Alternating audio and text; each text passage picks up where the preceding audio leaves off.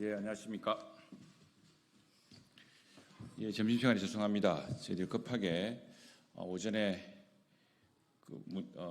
과방위에 지금 청문회, 무슨 불법 청문회를 끝내고서 지금 이 자리에 섰습니다. 우선 두 가지를 말씀드리겠습니다. 하나는 오늘 진행된 청문회는 저희들이 어제 촉구했듯이 지금 탄핵소추가 이미 발의되어 탄핵소추가 진행되고 있고 헌법재판소에서 이에 대한 결정을 곧 내려주기를 촉구하면서 그 결과를 기다려야 한다고 생각합니다. 또 하나는 지금 박문진 이사 선임을 둘러싼 소송이 진행 중이므로 그 소송도 26일쯤 결론이 날 것으로 지금 법원이 예고하고 있습니다. 이에 따라서 법원과 헌법재판소의 결정이 예고된 사안을 무리하게 민주당이 이끌면서 아무런 책임도 없는 당사 사람들을 정인이며 참고인으로 불러서 괴롭히고 공격하는 일을 중단해야 할 것입니다. 그리고 이 같은 행위는 탄핵 소추를 하고 나서 뒤늦게 불법 증거를 찾겠다는 것과 다름이 없습니다. 검찰로 하자면은 기소부터 해놓고 나중에 증거 수집하자고 지금 난리를 치는 꼴입니다. 민주당의 평소 입장대로였다면 당연히 이런 검찰은 해체하자고 했을 것입니다.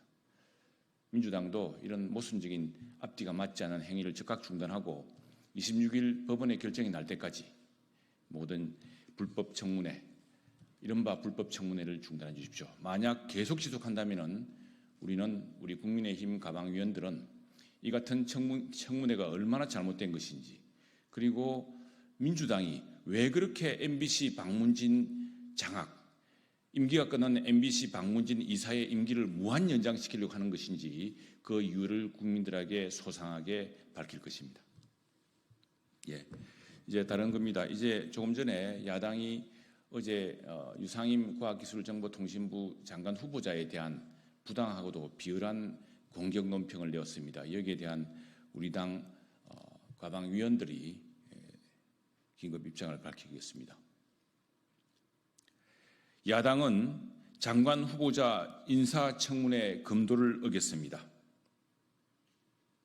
왜 야당은 자녀의 병적 판정이 문제라면은, 자녀의 병력이 문제라면은 이 문제에 대해서 가장 공식적인 확인을 한 서울대병원 교수 진술 청취는 거부했습니까?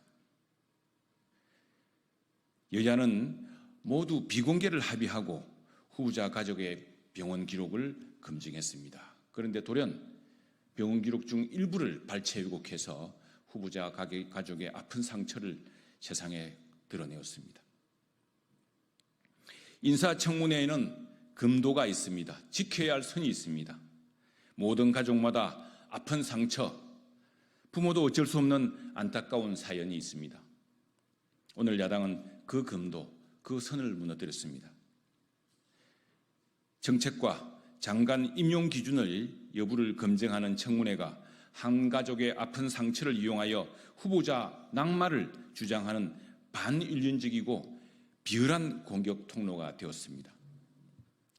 더욱이 민주당이 발췌 왜곡한 병원 이송 기록에도 명백하게 no drugs, 마약은 하지 않았다는 표현이 있습니다. 이 표현은 감추고 reportedly, 알려지기라고 하는 애매한 표현을 이용해서 마치 후보자 자녀가 그 같은 행위를 일삼았듯이 이야기하고 있습니다. 영어조차 제대로 통역하지 못한 발췌 왜곡의 극치였습니다.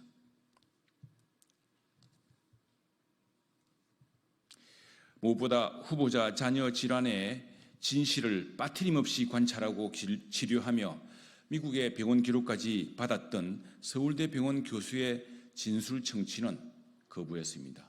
서울대 교수가 직접 진술하겠다고 국회까지 찾아왔는데 거부했습니다.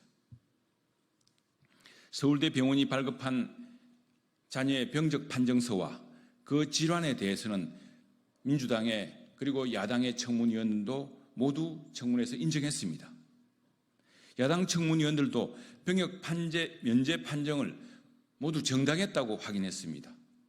그런데 그 기록의 연장인 미국 병원 기록 일부를 교묘히 발췌 왜곡하여 공직 후보자 가족을 공격하고 비방하는 것은 심각한 명예훼손입니다.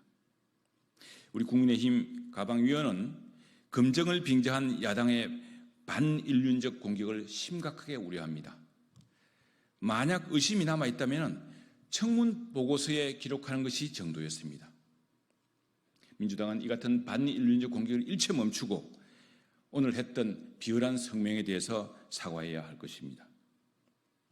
그리고 어제 우리 과방위원들이 함께 청문했던 유상임 후보자에 대해서는 이미 장관 후보자라서 어제 인사검증 기준을 통해서 저희들은 당당한 자격을 갖추었다고 판단하고 있습니다. 어제 유상임 후보자는 재료공학 분야 원천기술 개발에 탁월한 업적을 쌓았던 대표적인 학자이자 연구자이며 산학연계와 이공계 인재 육성에 전념해온 최고 전문가임을 여야 청문위원으로부터 모두 인정받았습니다. 특히 글로벌 기술 패권 경쟁과 첨단 기술 혁명의 대전환기에 과학기술 분야의 오랜 연구 경험과 연륜을 바탕으로 과학기술정보통신부가 중점 추진 중인 AI, 양자, 첨단 바이오 같은 첨단 기술 확보, R&D 시스템 혁신, 이공계 인재 양성, AI 디지털 기술 주도권 확보 같은 국가 현안을 잘 이해하고 과학기술 디지털 정책을 강력히 이끌어갈 적임자임을 입증했습니다. 후보자는 국제적으로도 인정받은 학자였습니다. 미국 에너지부 에임스 연구소의 박사후 연구원으로서 또 일본 초전도 공학연구소 개근연구원과 철도 종합기술연구소 주임연구원으로 근무하면서 2013년부터 2015년까지는 서울대 신소재 공동연구소장으로서 탁월한 업적을 쌓아왔습니다. 특히 고온 초전도체, 자승재료 등 재료공학 분야 원천기술 개발에 힘써오면서 240여 편의 논문을 발표하고 30여 건의 특허를 등록하였습니다. 장관 후보자가 개발한 2세대 고온 초전도 선제공정 원천기술은 초전도 케이블에 이용되어서 대한민국 에너지의 원천인 송전 효율과 용량을 획기적으로 높이고 송전 설비 소형화를 가능케 하는 등 대한민국 초전대 기술 수준을 끌어오는 데도 기여한 것으로 평가받았습니다. 이런 후보자에 대해서 정책과 능력과 이력을 검증하지 않고 비공개하기로 한 병원 기록을 그것도 심각하게 발췌 왜곡해서 후보자의 가족의 아픈 상처를 드러내고 이 자녀의 사생활과 개인정보를 침해한 민주당과 야당의 행위는 분명 국회가 넘어서서는 안 될 선을 넘어선 것임을 보여주고 있습니다. 다시 한번 민주당에게 오늘 행위에 대해서 정중한 사과를 촉구합니다. 그리고 이러한 비열한 공격 행위를 멈추고 속히 청문 보고서에 민주당의 그리고 야당의 청문 결과를 함께 기록해 주시기를 당부합니다. 네, 감사합니다.